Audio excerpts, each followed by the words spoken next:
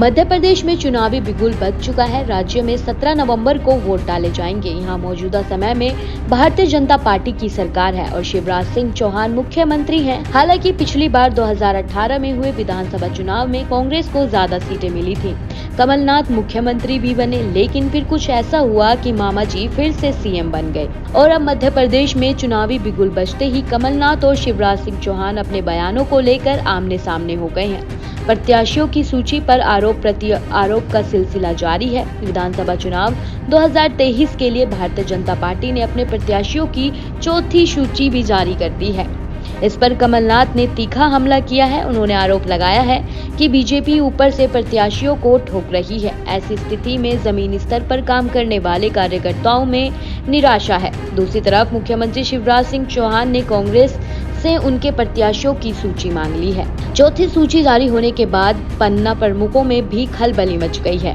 कमलनाथ ने कहा कि बीजेपी ने अपने थके हुए चेहरों को एक बार फिर से मैदान में उतार दिया है। इससे जमीनी स्तर के कार्यकर्ताओं में निराशा है। वह सोच रहे हैं कि उनका नंबर कब आएगा।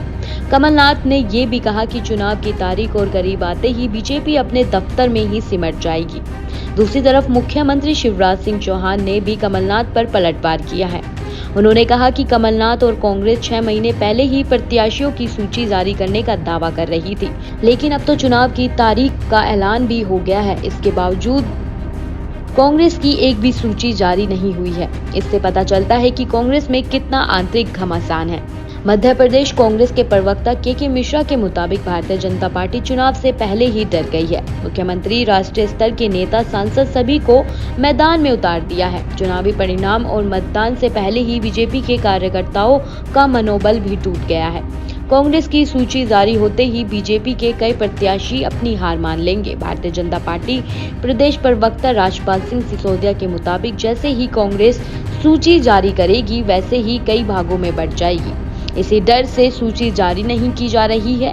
कांग्रेस के प्रत्याशी मैदान में आते ही मध्य प्रदेश में कांग्रेस को अपना अंत दिखाई देने लगेगा।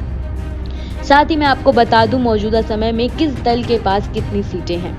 मध्य प्रदेश में विधानसभा की 230 सीटें हैं। 2020 के बाद अब इनमें से भाजपा के पास 127, जबकि कांग्रेस के पास 96 सीटें हैं। 7 सीटें अन्य के पास हैं। सरकार बनाने के लिए 116 सीटों की जरूरत होती है। आप ऐसी ही अपडेट्स के लिए हमारे साथ जुड़े रहें और देखते रहें सहारा समय का डिजिटल प्लेटफॉर्म।